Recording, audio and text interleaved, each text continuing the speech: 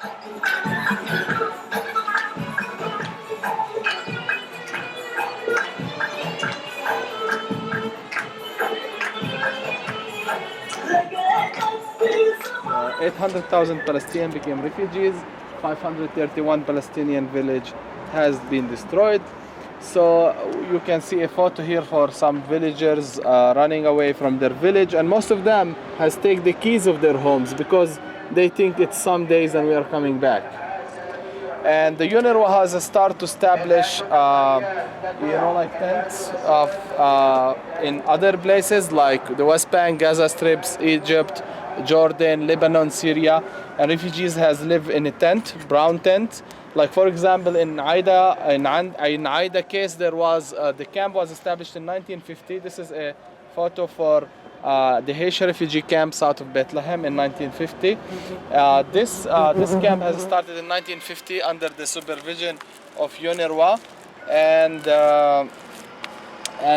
it has started for 1,125 Palestinians who live in tents for 6 years. This is a photo for another refugee camp, but this photo has been taken in Aida in 1956 when UNRWA started to replace the tent, where it started with 94 tents. People has lived in it for 6 years, and then they have started to replace it in 1956 with cement blocks, cement units. And for each 10 units, there used to be one outdoor bathroom. So imagine the morning, people waiting. And then, families has grown. Aida has started with 1,125 who were kicked out from 17 destroyed villages in south of Jerusalem and north of Hebron, but today it's a home of around 4,000 plus. Some of them has lived outside the camp, looking for better opportunities, better life, who can afford it, but not everyone can afford living or purchase properties. Then the Israelis, after they occupied the West Bank, they have started with building settlements using different excuses. They have confiscated land under security, military, protect nature, all of these excuses, and then start build settlements. They have built almost 138 settlements. 80% of these settlements were built after Oslo Agreement, after the peace process. Half of these settlers are living in East Jerusalem and half of them are living in the West Bank. So there is almost 6,000 plus settlers living in the West Bank. They have access to more than almost 80% of the West Bank. They have access to Area B and Area C. And the master plan for settlement is in the West Bank is around 60% of the West Bank. Is a master plan for a settlement. This is a tear gas bomb.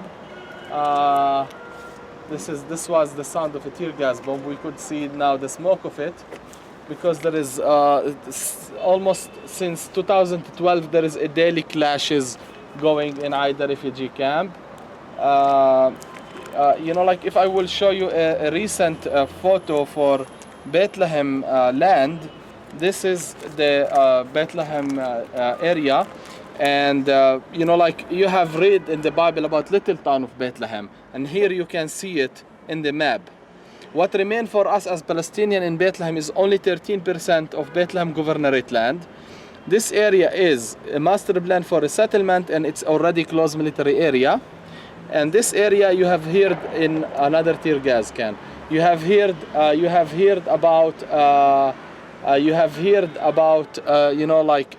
24th of August, the 4,000 dunams has been confiscated, which is around 1,000 acre in this part here. So what remains for us and as Palestinian is only here.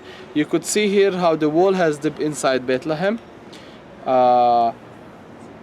This is, for instance, Walaje, which will be surrounded. So what will remain for Bethlehem is this area. That's the green line? Here is the green line, yeah, here is the green line. But look how the wall has dipped inside. Like here, if you look here, you could understand why the wall was built. The wall has dipped closer in Bethlehem, come very close to the Palestinian houses and far from the settlements, and just to confiscate the empty land. This empty land is our naturally growth.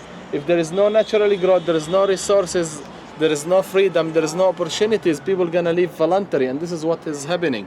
10,000 people are leaving every year. 40,000 immigration applications are submitted every year. Sorry, can I just look at your map again? So, where does that? Could you just relate that to this? Okay. This map? I'm not sure how this big an one is area the we're same talking one. about. This in purple is build-up settlements. This is in dark in red is the build-up wall. This is in black is under construction. Wall is under construction. Okay, this section of the wall has been built, and here is the green line. Okay, and this is the recent confiscation. So Yes. this will be only the size of Bethlehem.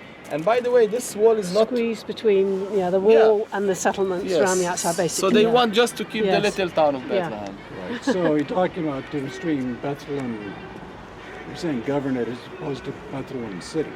No, I'm talking about Bethlehem Governorate, the bigger Bethlehem, not the city of It should be Bethlehem. like a county, I guess. Yeah, it's Bethlehem County. Yes, it's Bethlehem County. It's a 42 community. Yes. So, sorry, back to the tear gas. This is because and who's throwing it?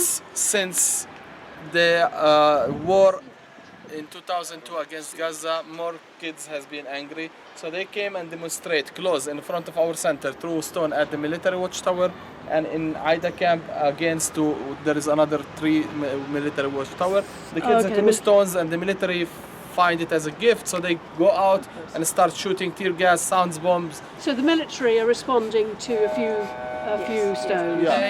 Yesterday and before yesterday, it was all white. And actually, what the soldiers do is just shoot tear gas inside the homes or at the backyard of the homes, or just to punish the whole camp. And not only tear gas, they use the skunk water. You can see a skunk water guitar has been installed next to us, and they have tested on our garden. You see how nice they are? And the kids were playing in the playground. It was Friday, and it was full of kids. Oh gosh. Skunk water is a chemical water that has very bad smell, that's very sticky, and if it touch you, it's skunk's water. Yes. Yeah, one week at least you need to get rid of it. Is there something? Yeah, they move it by the remote control from inside the military watchtower. We're talking about this thing here. You see the tear gas? It's full of kids.